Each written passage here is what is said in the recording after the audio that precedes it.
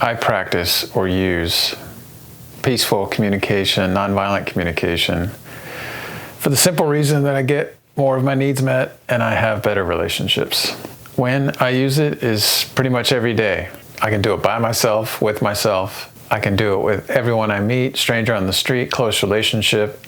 I can do it with them, or I can just do my end. Either way, it's all practice.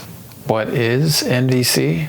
Essentially the exact opposite of what we've been trained to do.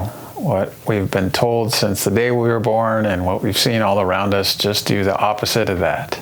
Our culture, our country is essentially referred to as westward expansion. So a place that's expanding onto other people's territory. This is a conquesting kind of thing, colonizing, whatever you want to call it. And the language used in that is like, give me your stuff or else. And if we relate to each other with that dominating language, violent language, we're going to have similar results. Conflict, bloodshed, fighting, butting heads.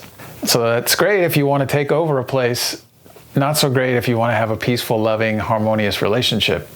So NVC is about becoming aware of that. Hey, the way we've been trained, the way we talk to each other is very violent. It's combative. And we can boil it down to two simple, basic things. What are my unmet needs? And what actionable requests can I ask of someone right now that will meet that need? So if we're hungry, hangry, getting angry, instead of saying, why are you taking me to dinner? Or what's for dinner?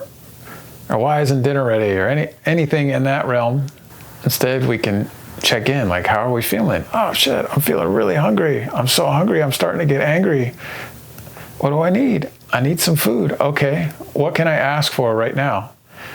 If I'm with someone who is a cook or I feel like they should be cooking me dinner, instead of barking orders, I can say, hey, I'm really feeling hungry right now. Do you think you could make me my favorite meal? Or, hey, I'm really hungry right now. Did you make anything for dinner today?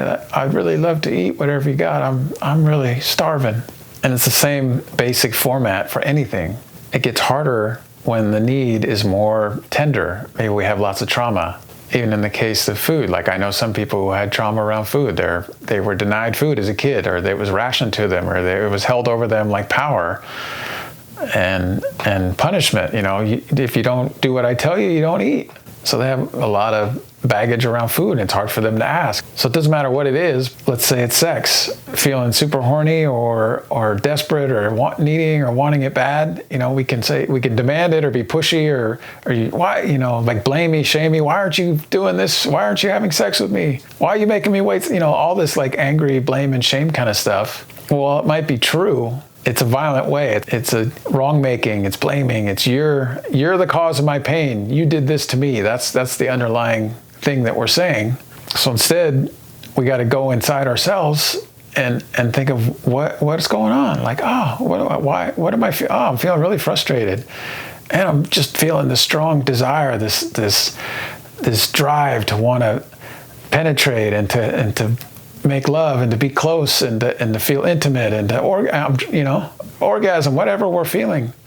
We can tune into that and then communicate it in a real vulnerable, intimate way. And that we're much more likely to get our needs met if we come with the honey and with like, oh man, I'm feeling so frustrated. It just feels like it's been forever. And I see you and you're so beautiful and you're so sexy. And oh man, I want you so bad.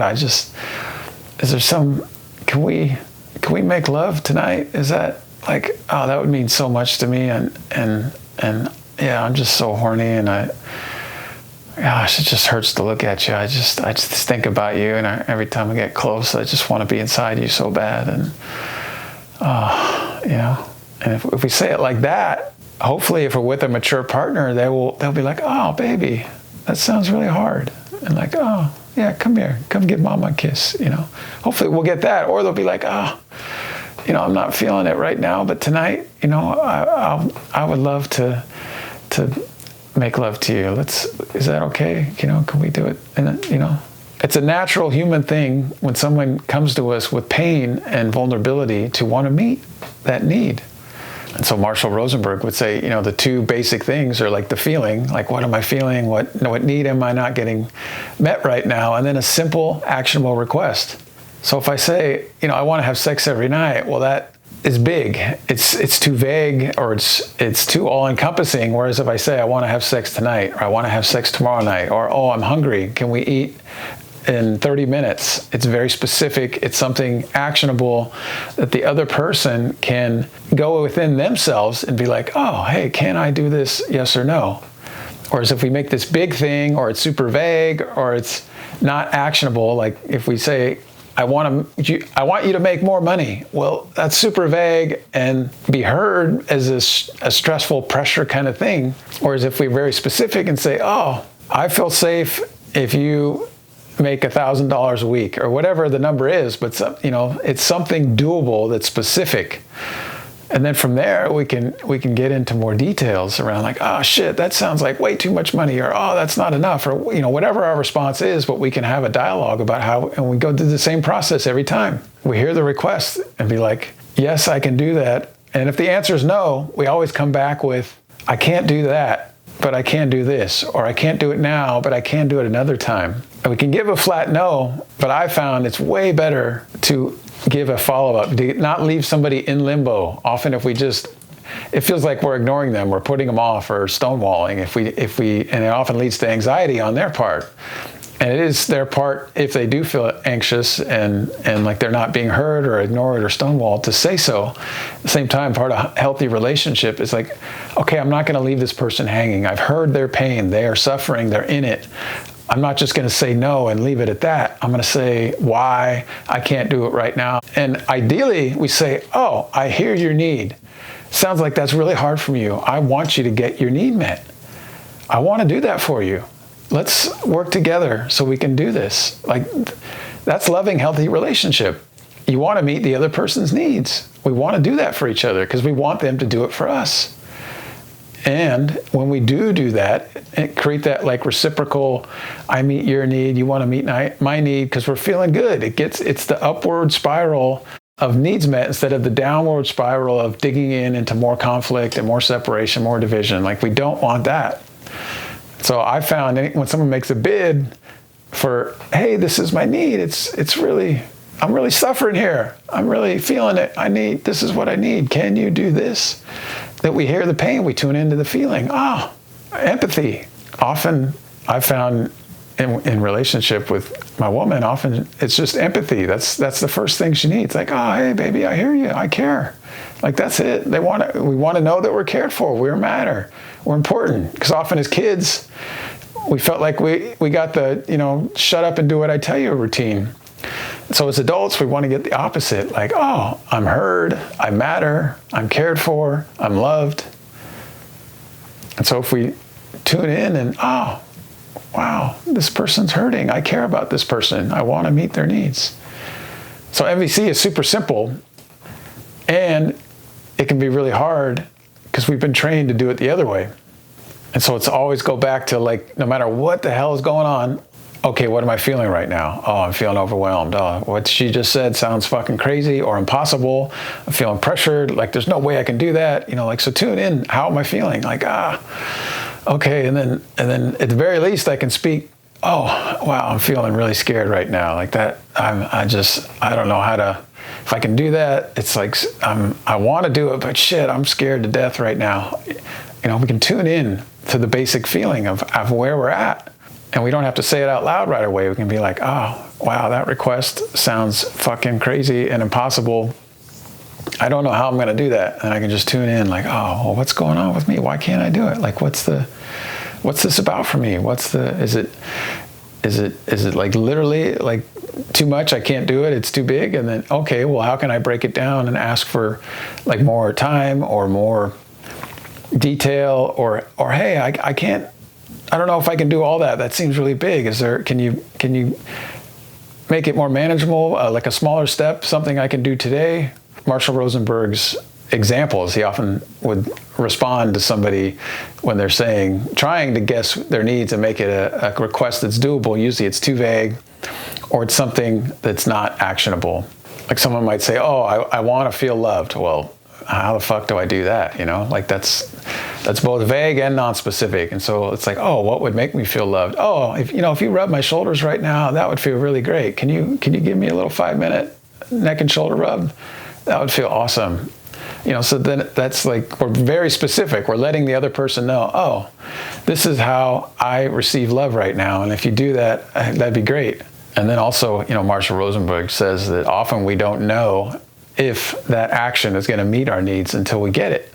And then we get it, we might be like, oh my God, that feels so good. Like, wow, I really needed that. That totally hit the spot. I feel so loved. Or like, that didn't really do it. They kind of phoned it in. They weren't really trying, and they didn't have any, that's not really what I need. Or, we might have to make another guess. I mean, I've practiced a lot. So NVC is easy for me. It's simple.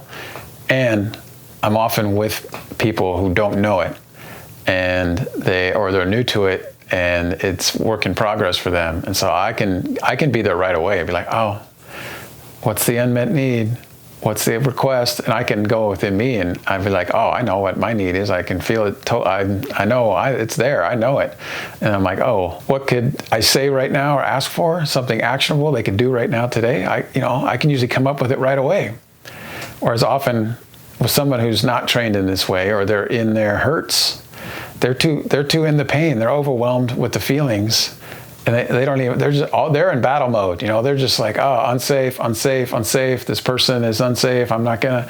So they can't even go there. They're like in their head. They're just like, and their body, whatever they're feeling, they're like, danger, get away, or shut this person down, or beat them into submission, or like they're feeling attacked, and so they're either defending or the 5 F's, freeze, flight, all that. And so I found in that mode, there's nothing you can do but wait, because they have to come back to center. They have to come back to peace. They have to find the safety within themselves, like realize themselves that, oh, hey, this person's not a threat to me. I'm triggered. This is all my old shit. It's not new. They're not causing this pain. They're not the one who hurt me in the past. This is old stuff. I think the way Marshall Rosenberg says it is they're not the cause. The feeling that it's in us. They just triggered it. They're I forget the exact words he uses, but it's the same thing. You could use like a firecracker analogy. They lit the fuse, but the powder is in the firecracker. It's not in the lighter. It's not in the person lighting it. The explosive stuff is already in the firecracker. So then it's up to the other person. Are they going to seriously do this work to help undo the trigger? So when they get triggered, they can, oh, hey, they're triggered. Pause. Now's not the time to try to do any of this work. They need to calm down. They need to get back to the point where they can see clearly that the trigger is in them. It's old stuff. It's not current. It's not me. It's not anyone here right now. It's old stuff that happened a long time ago. It's old baggage. And then it's a process of making deposits, as in building trust. Like they have to separate, okay, old past stuff, current, this person here. Like, what has this person actually done? Not what happened in my past, and I'm going to lump them into the same category as the people that hurt me in the past. No. What have they actually done? Sometimes you got to actually make a list. Okay, what has this person done? Yet good and bad, or what we label good, bad, or hurtful, not hurtful. Like, have they actually done anything hurtful? What did they actually say? Get specific, write it down. Is this a thing? Talk to somebody who's neutral. Be like, hey, this is what the person said. We got to get clear on what's blame and shame and name and claim. As in what's an abusive thing, or we can turn to Gottman for resources on this as far as like the 4 things that hurt a relationship, and it's criticism, contempt, defensiveness, and stonewalling. So if it's in anywhere in there, am I being criticized? Is someone attacking my character? Am I being ignored? And is someone putting up a wall and defending, and they're not listening, they're not hearing me, doing any of these kinds of things? Then we have a guide for what's old and what's current. So if it's old stuff, they'll be doing one of those things, criticizing doing all that dysfunctional stuff to try to get out of the feeling that they're triggered and they're not feeling safe, and so they're trying to get rid of what they perceive as the threat. So I think that's enough for this time. Any questions? Any answers? Any suggestions? Anything else you want to know here? Let me know either in the comments or send me an email, give me a call. Happy to do the best I can to answer and listen, and we'll work it out together. Thanks so much.